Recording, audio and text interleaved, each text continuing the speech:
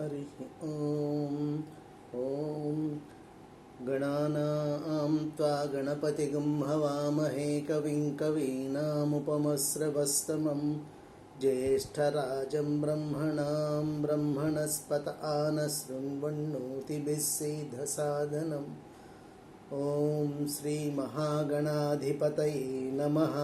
प्रणो देवी सरस्वती वाजेभिर्वाजिनीवती धीनामवित्र्यवतु। वाग्देव्यै नमः। ओम मातृदेवो भव, पितृदेवो भव, आचार्य देवो भव, अतिथि देवो भव। हरि ओम। ओम ओम नमो श्री शंकर भगवत्पाद जगद्गुरुवे नमः। ओम नमो भगवते रामानुजायै नमः। अभ्रमं भंगरहितं अजडं विमलं सदा आनन्दतीर्थम् अतुलं भजे तापत्रयापहं। वादिराजगुरून् वन्दे हयग्रीवपदाश्रयान्। वादिराजकेसरिणे नमः। पूज्याय राघवेन्द्राय सत्यधर्मरताय च भजतां कल्पवृक्षाय नमतां कामधेनुवे। श्रीगुरुभ्यो नमः। ओम हरि ओम। व्यासाय विष्णुरूपाय व्यासरूपाय विष्णवे ओम नमो वेदव्यास भगवाने नमः। डियर फ्रेंड्स,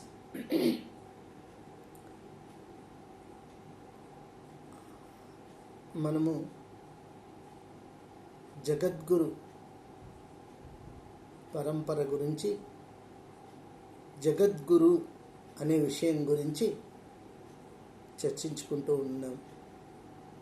దానిలో ముఖ్యంగా జగద్గురు ఎవరు అనే విషయానికి సంబంధించి కృష్ణ పరమాత్మని గురించి చెప్పుకుంటున్నాం. ఆయన జగద్గురువు ఎందుకైనాడు అంటే, ఒకటి, సృష్టికర్త, జగత్తును సృష్టించినవాడు, శాసించినవాడు, సృష్టి స్థితి లయకారుడు అయిన పరబ్రహ్మ స్వరూపమే కృష్ణ భగవానుడు. ఆయన ప్రపంచానికి అర్జునుని ద్వారా అందించిన మహోత్తరమైన గ్రంథం భగవద్గీత. ఎప్పుడు మనకు ఎటువంటి సమస్య వచ్చినా దానిని ఏ విధంగా అధిగమించాలి, అధిగమించే ప్రయత్నం ఏ విధంగా చేయాలి, ఏ విధంగా దాన్ని అధిగమించి విజయం సాధించాలి అనే విషయం భగవద్గీత ద్వారా ఆయన యావత్ జగత్తుకు, మొత్తం ప్రపంచానికంతా తెలిపినాడు. అంటే బేసిక్గా గురువు అంటే ఒక మహోన్నతమైన వ్యక్తి. ఎటువంటి వ్యక్తి అయి ఉండాలి అంటే, ఆయన మీద మనకు అపారమైన నమ్మకం కలిగి ఉండాలి. ఈయన మన సందేహ నివృత్తి చేసి మనల్ని సరైన మార్గంలో నడిపిస్తాడు అనే విశ్వాసం ఉండాలి. భగవద్గీతలో అర్జునుడు ఆ పనే చేసినాడు.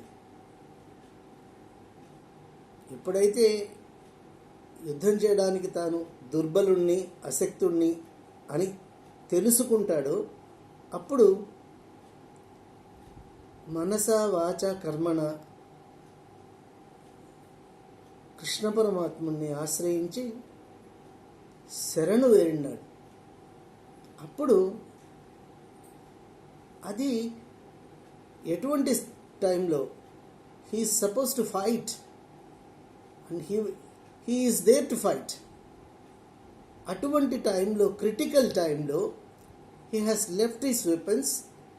He expressed his inability and informed Lord Krishna that he will not be able to fight because all the people in the battlefield are belonging to him. They are his own people with whom he is going to fight with, and he cannot carry on the fight. అప్పుడు భగవంతుడు ఆయనకు హితబోధ చేసి కార్యవిముఖుడైనటువంటి వాడిని ఉత్సాహపరిచి తన కర్తవ్యం తెలుసుకునేట్టు చేసి కార్యోన్ముఖుని గావించి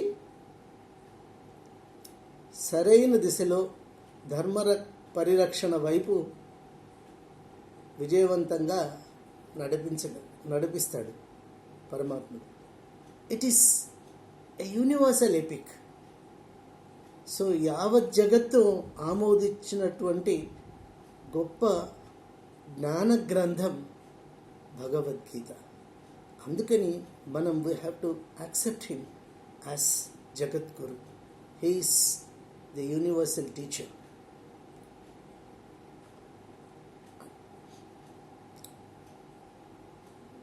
భగవద్గీతలో లేనిదంటూ లేదు, అన్నిటికీ సమాధానాలు లభిస్తాయి. This is where we have stopped I suppose. ఈ పర్సనాలిటీ డెవలప్మెంట్ గురించి చెప్తూ మనము we discuss often personality development is one of the very big subject of soft skills. ఆయన ఒక శ్లోకం ఉంది భగవద్గీతలో, ఉద్ధరేదాత్మానాత్మానం నాత్మానమవసాదయేత్ ఆత్మైవ హ్యాత్మనో బంధు ఆత్మైవ రిపురాత్మనః అని. అంటే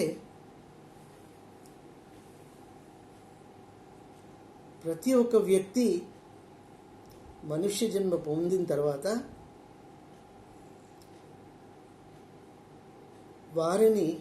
వారే ఉద్ధరించుకోవాలి.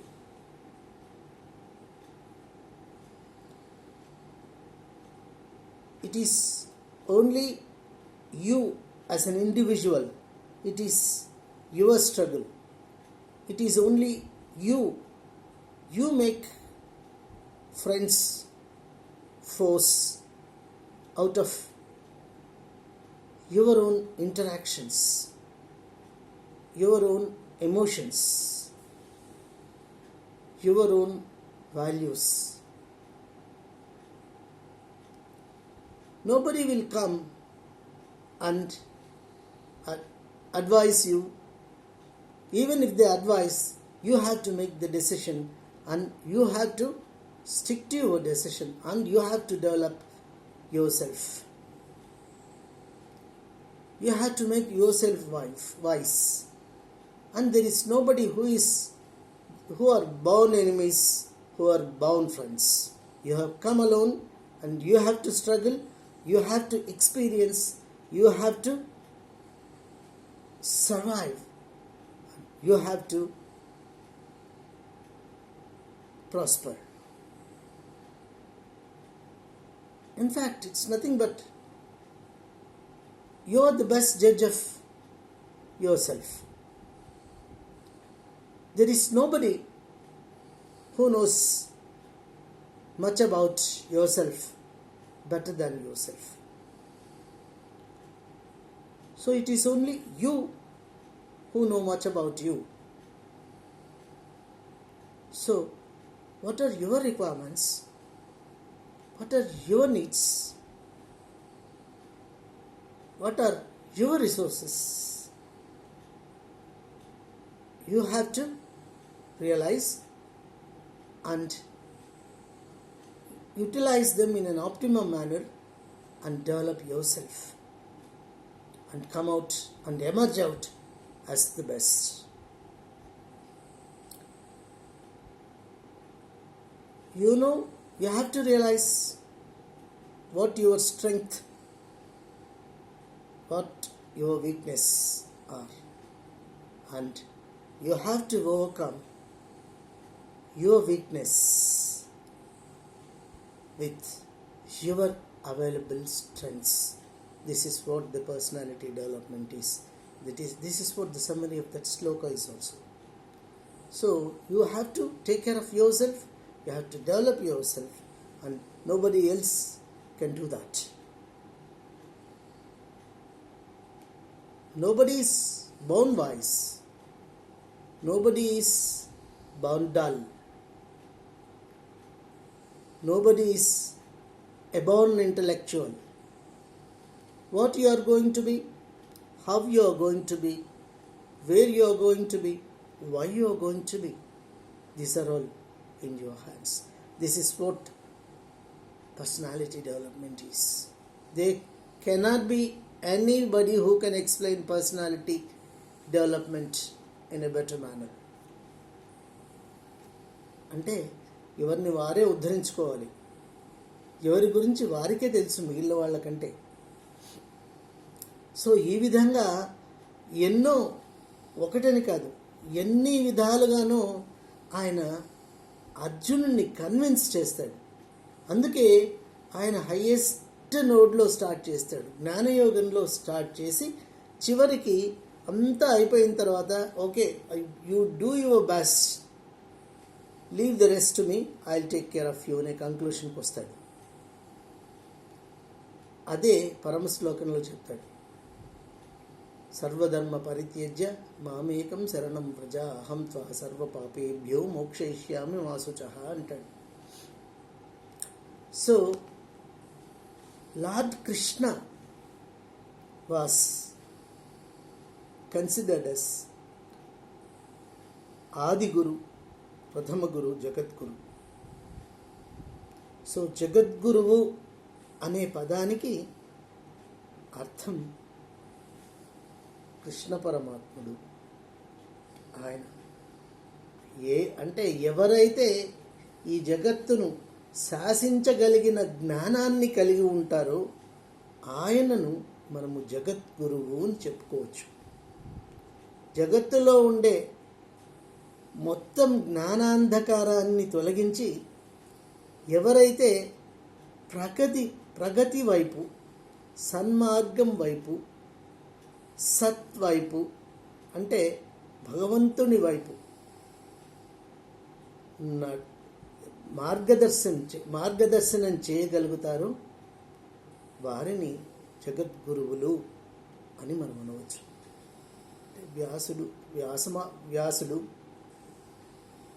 వశిష్ఠుడు, విశ్వామిత్రుడు, గొప్ప గొప్ప ఋషులందరూ ఆ తర్వాత ఆయన తర్వాత అందరి పేర్లు చెప్పుకోవచ్చు. అంటే ఈ జ్ఞానము మనకు కలగాలి అంటే we need వైదిక జ్ఞానం, అంటే వేదాల గురించి తెలిసి ఉండాలి. ఎవరైతే వైదిక జ్ఞానాన్ని పొందగలిగినారో వారిని పాత రోజుల్లో ఇన్ అవర్ ఏన్షియంట్ డేస్ గురుకులాలు ఉండేవి, గురువుల ఆశ్రమాలు ఉండేవి. శిష్యులు అక్కడికి పోయి అక్కడ విద్యాభ్యాసం చేసుకొని స్నాతకులుగా తిరిగి వచ్చేవాళ్ళు. స్నాతకులు అంటే most probably something like graduation. అక్కడ చేసుకొని, అంటే విద్యాభ్యాసం పూర్తి చేసుకొని తిరిగి వచ్చేవాళ్ళు. సో వైదిక జ్ఞానం కలిగిన వాడు గురువు. ఎవరైతే మనల్ని సన్మార్గంలో నడిపించి సత్స్వరూపుడు పరమాత్మ స్వరూపుడు అయినటువంటి పరబ్రహ్మను చేయగలుగుతారో వాళ్ళను సద్గురువులని, ఎవరైతే ఈ జగత్తును శాసించగలిగేటటువంటి జ్ఞానాన్ని కలిగి ఉంటారో వాళ్ళను జగద్గురువులని చెప్పుకోవచ్చు. సో మహర్షులందరూ సద్గురువులే.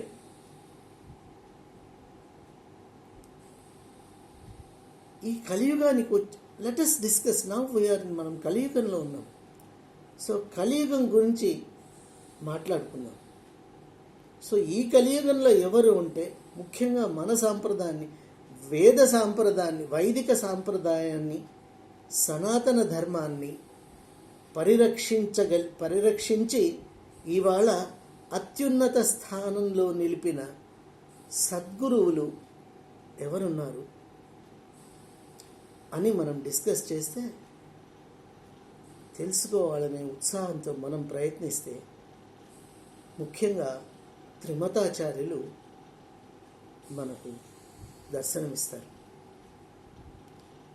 త్రిమతాచార్యులు ఇంతకుముందే చెప్పుకున్నాము. త్రిమతాచార్యులు అంటే ఆదిశంకర్ల వారు, భగవాన్ శ్రీమద్ రామానుజాచార్యుల వారు అండ్ పూర్ణప్రజ్ఞుల వారు అంటే మధ్వాచార్యులు. వీరు ముగ్గురు భగవత్ స్వరూపులే. వీరు ముగ్గురు కూడా శతాధిక గ్రంథకర్తలే. వేదాన్ని ఔపోసిన పట్టినటువంటి మహానుభావులే.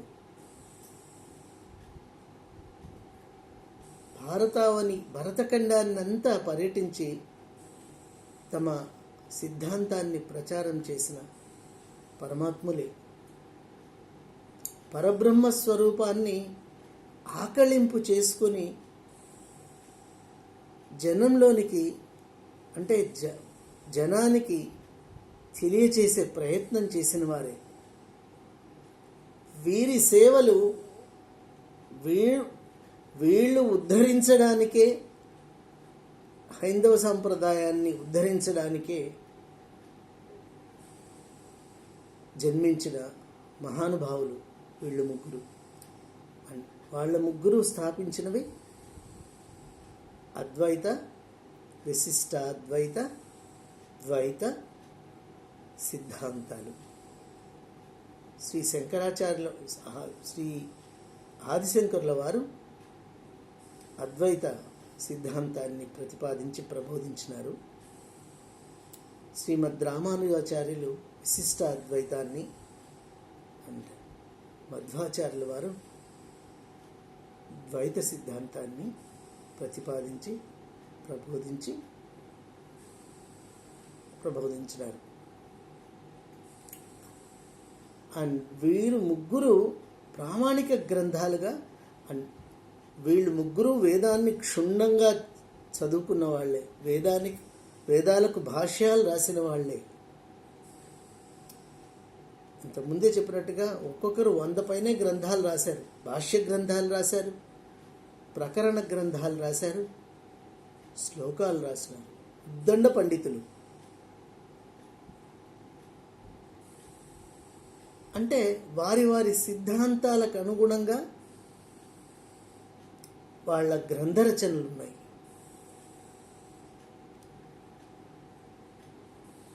వీళ్ళు ముఖ్యంగా తీసుకున్న గ్రంథాలు అంటే వారి సిద్ధాంత వ్యాప్తి కోసం,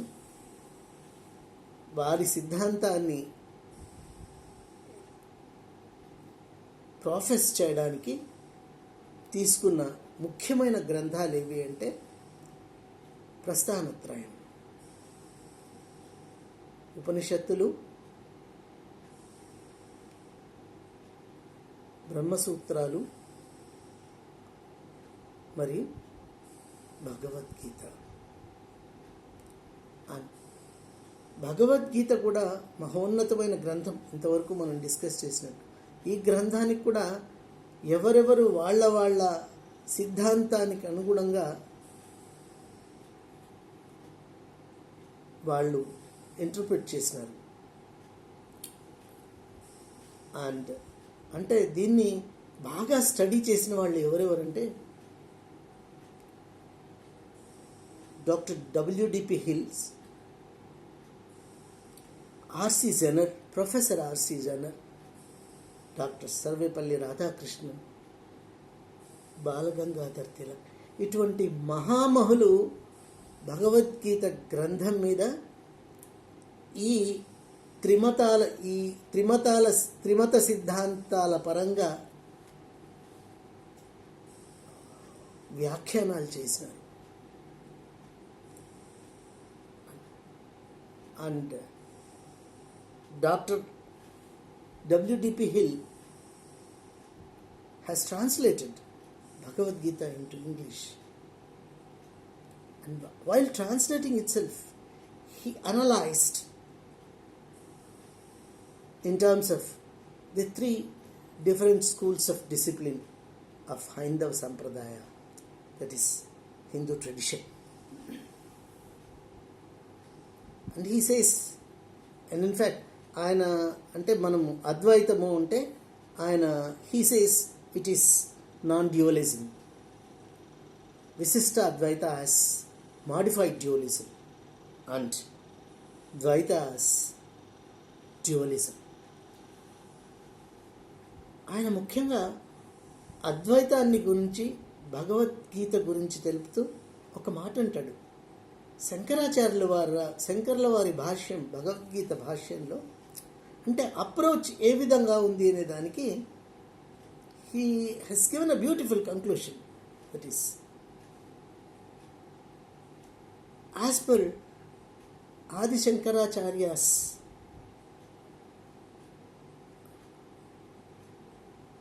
philosophy, he tried to bring the aspect of Sarvam Khalu Idam Brahma.